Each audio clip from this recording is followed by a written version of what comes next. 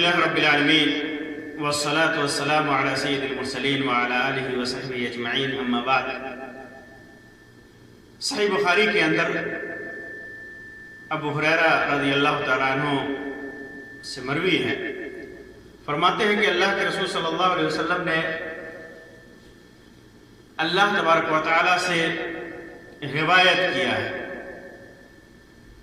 یعنی یہ حدیث قدسی ہے۔ فرماتے ہیں کہ اللہ تبارک و تعالیٰ نے ارشاد فرمایا، ثلاثۃ انا خصمہم یوم القیامہ، تین طرح کے لوگ، تین قسم کے لوگ قیامت کے دن میں ان کے خلاف مدعی بنوں گا۔ مخالف کو خصم بولتے ہیں، لڑائی جھگڑا کرنے میں جو مد مقابل ہو یا مقدمہ بازی وغیرہ میں جو مقدمہ مخالف ہو اسے خصم کہا جاتا ہے۔ تو اللہ تبارک و تعالیٰ تین طرح کے لوگوں کے خلاف قیامت کے دن مدعی بنے گا، دعویٰ کرے گا، اور اس دعوے میں بھی حاکم بھی اللہ تبارک و تعالیٰ ہوگا، دعویٰ کرنے والا بھی اللہ تبارک و تعالیٰ ہوگا، اور فیصلہ کرنے والا بھی اللہ تبارک و تعالیٰ ہوگا۔ تو اللہ تبارک و تعالیٰ تین طرح کے لوگوں کے ساتھ قیامت کے دن کے خلاف مدعی بنے گا۔ پہلا، رجل اعطا بی ثم خدر، ایسا انسان جس نے میرے نام پر عہد لیا، میرے نام پر وعدہ کیا اور اس عہد و پیمان کو توڑ دیا۔ عہد کرنے کے بعد اس عہد کو، اس وعدے کو توڑ دیا۔ وَرَجُلٌ بَاعَ حُرًّا فَأَكَلَ ثَمَنَهُ، ایسا انسان جس نے کسی آزاد انسان کو بیچ دیا اور بیچ کر اس کی قیمت کھا لیا، اس کے خلاف بھی میں قیامت کے دن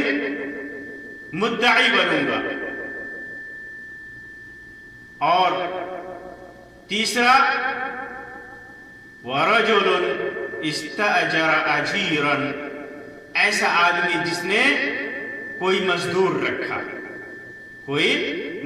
رکھا، کام کرنے والا رکھا، فَاسْتَوْفَى مِنْهُ، پورا کام لیا اس سے، مزدور رکھا کام پر، اور جس کام کے لیے مزدور رکھا ہے پورا کا پورا کام اس سے لیا، وَلَمْ يُعْتِهُ أَجْرَهُ، لیکن اس کی مزدوری نہیں دی۔ اسلام میں معاملات کی، لوگوں کے درمیان جو معاملات ہوتے ہیں اس کی پوری رعایت کی ہے، پورا انتظام کیا ہے، پورے طور پر اس کو اہمیت دی ہے۔ اسلام نے لوگوں کے حقوق کی حفاظت کی ہے، لوگوں کے حقوق کی حفاظت پر ابھارا ہے، آپس میں انصاف پر ابھارا ہے، اور جو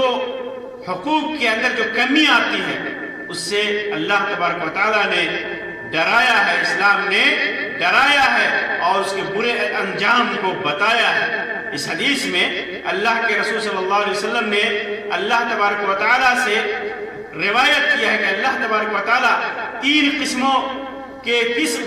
کے لوگوں کے خلاف قیامت کے دن مدعی بنے گا، اور معلوم ہے کہ اللہ تبارک و تعالیٰ اس دن خود حاکم ہوگا، مدعی دعویٰ بھی کرے گا، ان کے خلاف دعویٰ بھی کرے گا کہ ان لوگوں نے ظلم کیا، حقوق مارے، لوگوں کے ساتھ ناانصافی کی۔ پہلا وہ آدمی جس نے بے وفائی کی، بدعہدی کی، اللہ تبارک و تعالیٰ کے نام پر اس نے عہد لیا، عہد و پیمان لیا، لیکن پھر اس عہد و پیمان کو توڑ دیا۔ عہد و پیمان لینا اور اس کو پورا کرنا یہ بہت بڑی بات ہے۔ اللہ تبارک و تعالیٰ فرماتا ہے، وَأَوْفُوا بِالْعَهْدِ إِنَّ الْعَهْدَ كَانَ مَسْئُولًا، نیک لوگ وہ ہے جو عہد و پیمان کو پورا کرتے ہیں، اور عہد و پیمان کے سلسلے میں قیامت کے دن پوچھا جائے گا۔ اسی وجہ سے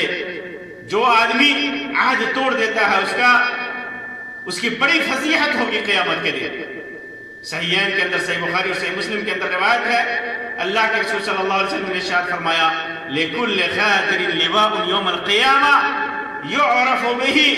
قیامت کے دن ہر دغاباز کا ایک جھنڈا ہوگا، ہر عہد و پیمان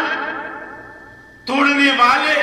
کا ایک جھنڈا ہوگا، وعدہ خلافی کرنے والے کا ایک جھنڈا ہوگا، جس جھنڈے کے ذریعے وہ پہچانا جائے گا، اس کی علامت ہوگی، اس کی نشانی ہوگی کہ یہ آدمی دنیا میں غداری کرتا تھا، عہد و پیمان توڑتا تھا۔ قیامت کے دن اس سے وہ پہچانا جائے گا اور کہا جائے گا کہ یہ غادر فلان، یہ فلاں آدمی، یہ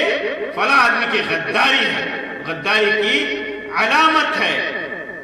تو قیامت کے دن بدعہدی کرنے والوں کے ساتھ یہ معاملہ ہوگا۔ اور دوسرا جس کے خلاف اللہ تبارک و تعالی مدعی بنے گا، وہ انسان جو کسی مسلمان آدمی کو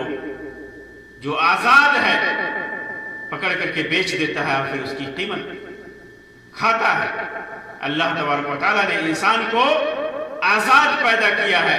اسے غلام بنانے کا حق کسی کو نہیں ہے، آزاد انسان کو غلام بنانے کا حق کسی کو نہیں ہے۔ اسی وجہ سے یہ چونکہ ایک آزاد آدمی کو بیچنا ظلم ہے، اور یہ ایک ذمہ داری جو اللہ تبارک و تعالیٰ نے انسان کو دی ہے کہ حقوق کی حفاظت کرے، اس نے اس ذمہ داری کو پورا نہیں کیا۔ اسی وجہ سے اللہ تبارک و تعالیٰ قیامت کے دن اس کے خلاف مدعی بنے گا۔ تیسرا وہ آدمی جو سب سے اہم ہے اور سب سے بہت زیادہ آج ہمارے معاشرے میں ہوتا ہے کہ انسان کسی کو مزدوری پہ رکھا، کام پہ رکھا، نوکری پہ رکھا، کام پہ رکھا، کوئی بھی کام ہو، اور اس سے پورا عمل لیا، جس کام کے لیے رکھا، جو کچھ بھی ایگریمنٹ ہوا اس کے مطابق اس نے پورا کام لیا، اس نے کوئی کوتاہی نہیں کی کام میں۔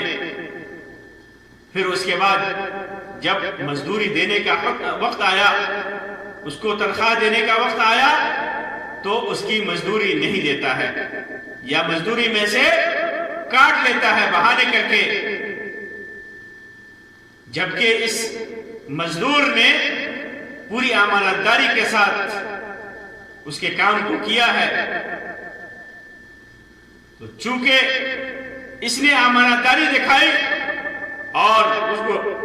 اجرت پر رکھنے والا، مزدوری پر رکھنے والے انسان نے خیانت کی، اس کے بھروسے کو توڑا۔ مزدور مزدوری کرتا ہے بھروسہ کر کے کہ مزدوری کرانے والا پورا بدلہ دے گا، نوکری پر رکھنے والا مالک پوری تنخواہ دے گا۔ اس نے اس کو امین بنایا، اپنے کام پر امانت دار بنایا، اپنی کمائی پر امانت دار بنایا، اور اس نے اس امانت داری میں خیانت کی،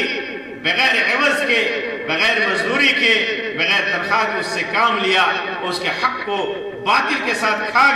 لیا، اس کے حق کو مار لیا۔ اور تو معلوم ہے کہ بڑے ظلموں میں سے ایک ہے۔ ایک تو وہ بیچارہ پورا دن مزدوری کرتا ہے، پورے طور سے محنت کرتا ہے، خون پسینہ بہاتا ہے، پھر اس کے بعد اس کی مزدوری نہیں ملتی ہے۔ بڑے ظلموں میں سے ایک ہے، بڑے مظالم میں سے ایک ہے یہ۔ اسی وجہ سے اللہ تبارک و تعالیٰ نے سخت سزا رکھا ہے اس پر، اور خود اس کا مدعی بنے گا، قیامت کے دن اس کا مدعی بنے گا۔ یہ تین چیزیں، تین مظالم کا ذکر اللہ تبارک و تعالیٰ نے خاص طور سے کیا، لیکن یہ یہیں تک منحصر نہیں ہے۔ مظالم تو بہت زیادہ ہے، ظلم بہت زیادہ ہے، ظلم کی بہت ساری قسمیں ہیں، اور سب کے خلاف، سارے ظالمین کے خلاف اللہ تبارک و تعالی قیامت کے دن مدعی بنے گا۔ ان تینوں کا ذکر خصوصی طور پر اس لیے کیا کہ ان تینوں پر اپنے تشدد کو، تشدید کو، سختی کو اللہ تبارک و تعالی بیان کرنا چاہتا ہے کہ کتنی سختی کرے گا اور کتنا یہ سخت ہے، یہ ظلم کتنے سخت ہیں۔ تو جو آدمی بھی ظلم کرے گا، اللہ تبارک و تعالی اس کے ظلم کے خلاف قیامت کے دن مدعی بنے گا اور پھر خود ہی فیصلہ کرے گا اور ظالم سے مظلوم کے حقوق دلوائے گا۔ اور ایک روایت میں جیسا کہ ہے کہ آدمی چاہے جتنی عبادتوں کے ساتھ ہے، جتنی نیکیوں کے ساتھ ہے، لیکن کسی کے ساتھ ظلم کیا ہے تو اس کے ظلم کے بدلے میں اس کے اعمال لے کر کے مظلوم کو دے دے گا، اور پھر اگر پھر بھی ظلم کا بدلہ پورا نہیں ہوتا تو پھر اللہ تبارک و تعالی مظلوم کے گناہوں کو لے کر کے ظالم کے حصے میں ڈال دے گا، اس کے کھاتے میں ڈال دے گا اور پھر اسے جہنم میں ڈال دے گا۔ اللہ تبارک و تعالی سے دعا ہے کہ اللہ تبارک و تعالی ہمیں ہر طرح کے ظلم سے اور ہر قسم کی سرکشی سے اللہ تبارک و تعالی اور ناحق کسی کا مال کھانے سے، بدعہدی کرنے سے اللہ تبارک و تعالی ہمیں بچائے، اپنے حفظ و امان میں رکھے۔ آمین رب العالمین وآخر دعوانا ان الحمدللہ رب العالمین وصلی اللہ علی خیر خلقہ وسلم، والسلام علیکم ورحمۃ اللہ وبرکاتہ۔